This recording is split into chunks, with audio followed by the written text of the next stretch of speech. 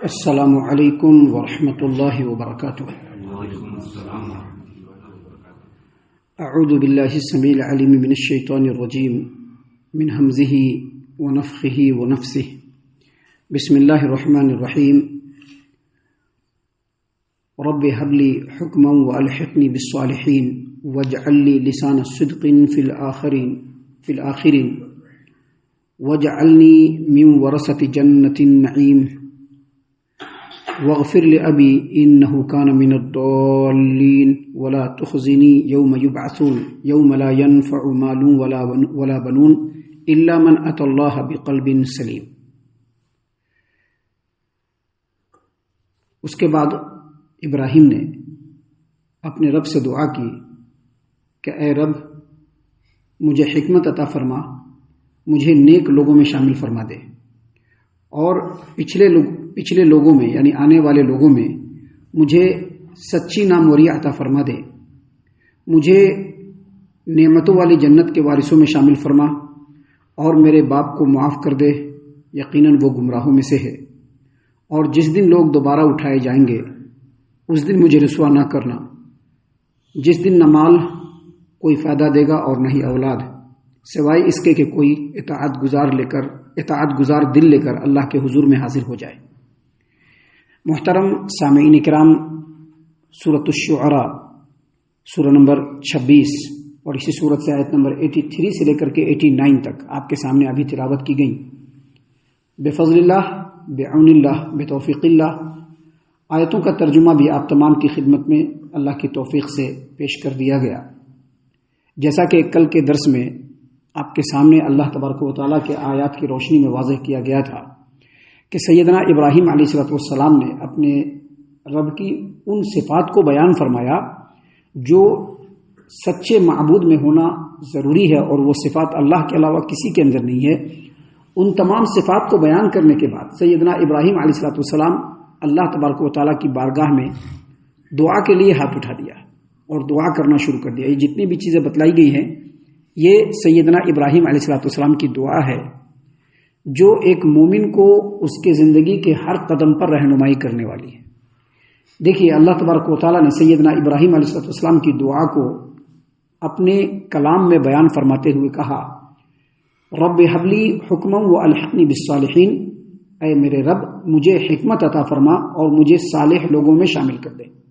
یعنی اس کا مطلب یہ کہ انہوں نے اللہ تبارک و تعالیٰ سے دعا کیا کہ اللہ تبارک و تعالیٰ مجھ کو صحیح قوت فیصلہ عطا فرما، مجھے علم و حکمت عطا فرما، مجھے فراست عطا فرما، اور ساتھ ہی ساتھ میرا اٹھنا بیٹھنا جو ہو وہ نیک لوگوں میں ہو، میری صحبت جو ہو وہ نیک لوگوں کے ساتھ ہو، میری زندگی جو گزرے وہ نیک لوگوں کے ساتھ گزرے، اور جب میں مر کر کے آخرت میں جاؤں تو وہاں بھی میں نیک لوگوں کے ساتھ رہوں۔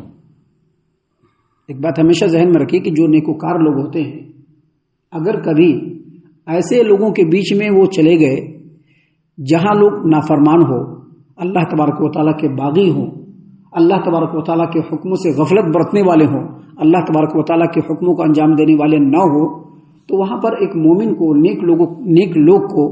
مومن کو ایک نیک آدمی کو کیسی تکلیف ہوتی ہے، کیسی کفت محسوس ہوتی ہے، وہ وہی نیک آدمی سمجھتا ہے۔ لہذا اللہ تبارک و تعالیٰ نے سیدنا ابراہیم علیہ السلام کے دعا کے ذریعے سے یہ پیغام دیا ہے کہ مومنوں، اللہ تبارک و تعالیٰ سے ہمیشہ دعا کرتے رہنا کہ اللہ مجھے نیک لوگوں میں شامل فرما، دنیا میں بھی اور آخرت میں بھی۔ حالانکہ جو آدمی نیک ہوگا آخرت میں تو اللہ اس کو نیک ہی لوگوں میں رکھے گا، لیکن پھر بھی اللہ تبارک و تعالیٰ سے دعا کرنا چاہیے۔ ہمارے پیارے رسول صلی اللہ علیہ وسلم کی جو وفات ہونے لگی تو وفات کے وقت نبی کریم صلی اللہ علیہ وسلم نے اللہ سے دعا کی، اللہم الرفیق الاعلی، اللہ تبارک و تعالیٰ جو بہترین دوست ہیں وہاں، اے اللہ مجھے ان لوگوں سے ملا دے۔ اس کا مطلب یہ ہے کہ اللہ مجھے ان لوگوں سے ملا دے۔ اس کا مطلب یہ ہے کہ دنیا میں بھی نیک لوگوں کا ساتھ ملے، اللہ سے ایسی دعا کرنی چاہیے، اور آخرت میں بھی نیک لوگوں کا ساتھ ملے، اللہ تبارک و تعالیٰ سے ایسی دعا کرنا چاہیے۔ یہی دعا سیدنا ابراہیم علیہ السلام نے یہاں پر بیان کیا کہ رب هب لي حکما والحقنی بالصالحین، اللہ تبارک و تعالیٰ مجھے علم و حکمت عطا فرما اور نیک و کار لوگوں میں مجھ کو شامل کر دے۔ دوسری دعا سیدنا ابراہیم علیہ السلام نے یہ کی، وَاجْعَلْ لِي لِسَانَ صِدْقٍ فِي الْآخِرِينَ، اور پچھلے لوگوں میں مجھے سچی ناموری عطا کر دے۔ مطلب پچھلے لوگوں میں لوگ مجھ کو جب یاد کریں تو اچھے بات سے اور اچھے کاموں سے یاد کریں، یعنی مجھ کو ایسے اچھے کام کرنے کی توفیق عطا فرما ایسے بہترین کام کرنے کی توفیق عطا فرما جس سے بعد کے لوگ میرے بارے میں اچھائی کے ساتھ ذکر کریں. ابھی آپ دیکھیے پوری تاریخ اسلامی کھنگال دیجیے، آپ کو انبیاء علیہ السلام کے بعد سب سے بہترین اور ذکر خیر کن کا آتا ہے؟ صحابہ کرام رضی اللہ عنہم کا. اور اس کے بعد ان لوگوں کا آتا ہے جنہوں نے صحابہ کرام کے نقش قدم کی پیروی کی. ابھی دنیا میں لوگ کیا کہتے ہیں؟ اس کو خوش کر کے رکھیں گے، ان کو خوش کر کے رکھیں گے، بیوی خوش رہے گی، بھیا خوش رہیں گے، فلاں خوش رہیں گے تو بیسٹ ہے. نہیں، کون خوش رہتا ہے کون خوش نہیں رہتا ہے بھاڑ میں جائے، اس سے ہم کو مطلب نہیں ہے. اللہ رب العالمین ضرور خوش ہونا چاہیے، اور رب العالمین اگر خوش رہے گا تو رب العالمین وہ محبت سبھی کے دل میں ڈال دے گا. آپ اگر امام بخاری رحمۃ اللہ علیہ کی زندگی کو باریکی سے پڑھیے گا تو اتنے بڑے صحیح البخاری کے لکھنے والے کبھی بھی ایک جگہ پر صحیح سے نہیں رہے. جہاں پر رہتے تھے وہاں کی حکومت، وہاں کے لوگ، وہاں کا سماج کچھ نہ کچھ کرتے رہتے تھے اور بھگا دیا. مرنے کے دن بھی، یعنی مرنا ہے کل، اللہ نے ان کی موت کل لکھی ہے تو ایک دن پہلے ان کو ان کے ملک سے بھگا دیا گیا. کیوں؟ کیونکہ وہ اللہ تبارک و تعالیٰ کے کلام کو لوگوں کے سامنے پیش کرنے والے، نبی کریم صلی اللہ علیہ وسلم کی تعلیمات کو لوگوں کے سامنے پیش کرنے والے. دنیا میں تو لوگوں نے ان کے ساتھ ایسا کیا، لیکن آج اٹھا کر کے دیکھیے، چاہے کسی بھی مسلک کا ماننے والا ہو، امام بخاری رحمۃ اللہ علیہ کا نام آتا ہے تو ٹھمک جاتا ہے، کچھ نہیں کر پاتا ہے. وہ حدیثوں کی تعویل ادھر ادھر کر دے گا لیکن امام بخاری رحمۃ اللہ علیہ پر انگلی نہیں اٹھا سکتا ہے. اسی لیے ابراہیم علیہ السلام نے یہاں پر دعا کیا کہ وجعل لی لسان صدق فی الآخرین، بعد کے لوگوں میں مجھ کو سچی ناموری عطا کر. اور اللہ تبارک و تعالیٰ نے ابراہیم علیہ السلام کی اس دعا کو قبول فرما لیا. اور جب ابراہیم علیہ السلام اس روئے زمین سے چلے گئے اور دنیا میں جب مذہبیں بن گئی، اللہ تبارک و تعالیٰ نے دینوں کو اتار دیا، تو آج کے ڈیٹ میں بھی شاید ہی کوئی ایسا مذہب کا ماننے والا ہو جو ابراہیم علیہ السلام کو اپنا پیشوا نہ مانتا ہو. آپ یہودیوں سے پوچھے کہیں گے ابراہیم علیہ السلام، عیسائیوں سے پوچھیں گے کہیں گے ابراہیم علیہ السلام، مشرکین مکہ سے پوچھا جاتا تھا وہ کیا کہتے تھے؟ ابراہیم علیہ السلام ہمارے ہیں. تو اگرچہ وہ لوگ ابراہیم علیہ السلام کے منہج سے منحرف ہیں، لیکن سبھی لوگ جب ابراہیم علیہ السلام کو یاد کرتے ہیں تو ان کی اچھائی کے ساتھ، ان کے خیر کے ساتھ، ان کی توحید کے ساتھ، اللہ تبارک و تعالیٰ کی اطاعت و فرمانبرداری میں جس طرح سے وہ اڈگ تھے اس کے تعلق سے لوگ ان کو یاد کرتے ہیں. محترم سامعین کرام، جب اسلام آیا، نبی کریم صلی اللہ علیہ وسلم جب دین لے کر کے آئے تو انہوں نے دین ابراہیمی کا اجسر نو تجدید کیا، اور دین ابراہیمی کو ثابت کرنے کے لیے اللہ تبارک و تعالیٰ نے اپنے نبی کو حکم دیا کہ آپ ملت ابراہیمی کی پیروی کیجیے.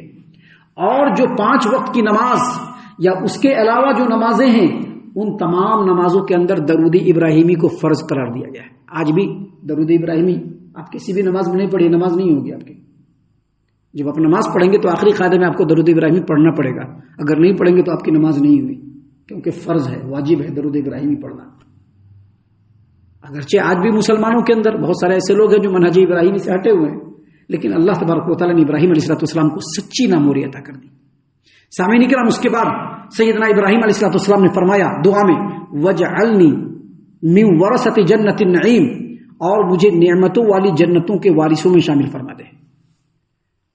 اس دعا کا مطلب یہ ہے کہ سیدنا ابراہیم علیہ السلام بھی اپنے جد امجد، اپنے باوا ابراہیم آدم علیہ السلام کے اولاد میں سے، اور آدم علیہ السلام کا جو اصل مسکن ہے وہ کہاں ہے؟ جنت کے اندر. دنیا میں اللہ نے ان کو بھیجا ضرور، لیکن جیسے ہی ان کی وفات ہوئی اللہ تبارک و تعالیٰ نے ان کو جنت میں بلا لیا. ان کا وہ اصل مسکن ہے. اور جتنے بھی نیکوکار لوگ ہیں سب کے سب وارثین ہوں گے کس کے؟ سیدنا آدم علیہ السلام کے جنت میں. اسی لیے ابراہیم علیہ السلام نے یہاں پر دعا کیا کہ مجھے نعمتوں والی جنتوں کے وارثوں میں شامل فرما دے. اور پھر فرمایا وغفر لأبی انہ کان من الضالین، اور میرے باپ کو معاف کر دے، یقیناً وہ گمراہوں میں سے ہے. ابراہیم علیہ السلام نے جب مشرکوں کے خلاف توحید کی جہاد کو چھیڑ دیا تو اس کی سزا میں ان کے والد نے ان کو گھر سے نکال دیا. کس سزا میں نکالا؟ توحید پر قائم رہتے ہوئے شرک کے خلاف انہوں نے جنگ چھیڑ دیا. جیسا کہ اس سے پہلے ہم نے بتلایا کہ انہوں نے اپنے قوم کے لوگوں سے بھی، اپنے باوا سے بھی کہا کہ دیکھیے آپ جس کی پوجا کرتے ہیں اس کے اندر کچھ بھی نہیں ہے. تو اس کے پاداش میں سورہ مریم کے اندر ہے، اللہ تبارک و تعالیٰ نے فرمایا ہے کہ ان کے والد نے اپنے ان کے والد نے اپنے بیٹے ابراہیم کو گھر سے نکال دیا، اور جب گھر سے نکلنے لگے تو اس وقت وعدہ کیا کہ میں آپ کے لیے دعائے مغفرت ضرور کروں گا، اور قرآن میں آتا ہے کہ انہوں نے اپنے والد کے لیے بھی مغفرت کی دعا کی اور اپنے والدین کے لیے بھی مغفرت کی دعا کی، لیکن اللہ تبارک و تعالیٰ نے جب ان کو یہ حکم دے دیا اور جب ان کے سامنے واضح ہو گیا کہ جو مشرک ہوتے ہیں، اللہ تبارک و تعالیٰ کے کھلے دشمن ہوتے ہیں، ان کے لیے مغفرت کی دعا نہیں کرنی ہے، تو ابراہیم علیہ السلام بھی پیچھے ہٹ گئے۔ تو یہاں پر جو دعا کیا وغفر لے ابھی، یہ انہی دعاؤں میں سے ہے جو نادانی میں ابراہیم علیہ السلام نے کیا۔ لیکن فلما تبین لہ انہ عدو للہ تبرأ منہ، قرآن میں اللہ نے فرمایا فلما تبین لہ انہ عدو للہ تبرأ منہ، جب ان کے سامنے واضح ہو گیا کہ ان کا باپ جو ہے وہ اللہ تبارک و تعالیٰ کا دشمن ہے، تو اس وقت انہوں نے برات کا اظہار کر لیا اور اس کے بعد کبھی بھی انہوں نے مغفرت کی دعا نہیں کی۔ تو یہاں پر اسی بات کو اللہ تبارک و تعالیٰ نے بیان فرمایا ہے کہ دعا میں اگرچہ انہوں نے مغفرت کی دعا کی، لیکن بعد میں انہوں نے مشرکوں کے لیے مغفرت کی دعا مانگنا چھوڑ دیا۔ اور اسلام میں بھی ہے کہ اگر کوئی آدمی شرک کا دلدادہ ہے یا شرک کرتے ہوئے مر گیا، اس کے لیے مغفرت کی دعا ہم نہیں کر سکتے۔ اس کے بعد سیدنا ابراہیم علیہ السلام نے دعا کی ولا تخزنی یوم یبعثون یوم لا ينفع مال ولا بنون، اور جس دن لوگ دوبارہ اٹھائے جائیں گے، اللہ تبارک و تعالیٰ مجھ کو رسوا نہ کرنا۔ یعنی رسوا نہ کرنا کیا مطلب؟ میں قیامت کے دن پہنچوں گا، پوری خلقت ہوگی وہاں پر موجود، میرے باپ کو جب وہاں پر پریشانی ہوگی اور ان کو جب عذاب دیا جائے گا تو اللہ تبارک و تعالیٰ اس وقت مجھ کو رسوا نہ کرنا۔ حدیث میں آتا ہے صحیح البخاری کتاب احادیث الانبیاء باب قول اللہ تعالی واتخذ اللہ ابراہیم خلیلا، سیدنا ابو ہریرہ رضی اللہ عنہ نے روایت کیا کہ نبی کریم صلی اللہ علیہ وسلم نے فرمایا کہ قیامت کے دن ابراہیم علیہ السلام دیکھیں گے کہ ان کے والد جو ہے وہ پڑے ہوئے ہیں، ان کے چہرے کے اوپر سیاہی اور غبار چھایا ہوا ہے، تو وہ رب العالمین کے سامنے گزارش کریں گے کہ اللہ تو نے وعدہ کیا تھا کہ تم مجھ کو قیامت کے دن رسوا نہیں کرے گا، اور اس سے زیادہ رسوائی کی کیا بات ہوگی کہ پوری خلقت یہاں پر موجود ہے، ابراہیم بھی ہے اور ان کے والد کے ساتھ ایسا معاملہ ہو رہا ہے۔ اللہ تبارک و تعالیٰ سے گزارش کریں گے تو اللہ تبارک و تعالیٰ فرمائے گا کہ ابراہیم، ہم نے مشرکوں کے اوپر جنت کو حرام قرار دیا ہے، مشرکوں کے اوپر جنت کو ہم نے حرام قرار دیا ہے۔ اور اس کے بعد کہا گا پیر کی طرف دیکھو، تو پیر کی طرف دیکھیں گے تو باپ غائب اور اس کی شکل میں بجو پڑا ہوا ہے جو بالکل لتھڑا ہوا ہے، اور اس کو پیر سے اٹھایا جائے گا اور اٹھا کر کے جہنم میں پھینک دیا جائے گا۔ کیوں؟ چہرے کو مسخ کر دیا جائے گا۔ کیوں؟ کیونکہ ابراہیم کی رسوائی نہ ہو، ابراہیم کی رسوائی نہیں ہو، ابراہیم کی رسوائی نہیں ہوگی، لیکن مشرک اپنے انجام کو پہنچے گا اور ہر حال میں پہنچے گا، چاہے وہ کوئی بھی ہو، کسی کا باپ ہو کسی کا بیٹا ہو، مشرک ہر حال میں اپنے انجام کو پہنچے گا۔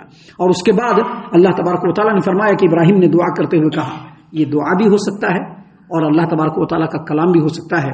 اللہ نے فرمایا کہ ابراہیم نے کہا کہ اس دن اے اللہ جس دن لوگ دوبارہ اٹھائے جائیں گے مجھے رسوا نہ کرنا، جس دن لا ينفع مال ولا بنون، نہ کسی کا مال کسی کو کام آئے گا، نہ کسی کا اولاد کسی کو کام آئے گا۔ آج کے ڈیٹ میں اولاد پر بڑا یہ ہوتا ہے نا، آدمی کو چھوٹی سے چھوٹی خوشی سے بہت خوشی ہوتی ہے، اور چھوٹی سے چھوٹی تکلیف اگر اولاد کو مل گئی تو بڑی تکلیف دل میں ہو جاتی ہے۔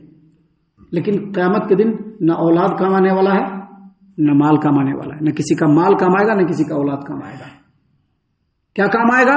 اللہ تبارک و تعالیٰ نے آگے فرمایا الا من اتى اللہ بقلب سلیم، سوائے اس کے کہ جو آدمی اطاعت و فرما برداری اور اطاعت گزاری والا دل لے کر کے رب کے بارگاہ میں پہنچے گا تو بس وہی کام آئے گا، باقی دنیا کا کوئی بھی چیز قیامت کے دن کام آنے والا نہیں ہے۔ یہ دعا کا بھی حصہ ہو سکتا ہے اور اللہ تبارک و تعالیٰ کی طرف سے سمجھانا بھی ہو سکتا ہے تمام انسانوں کو۔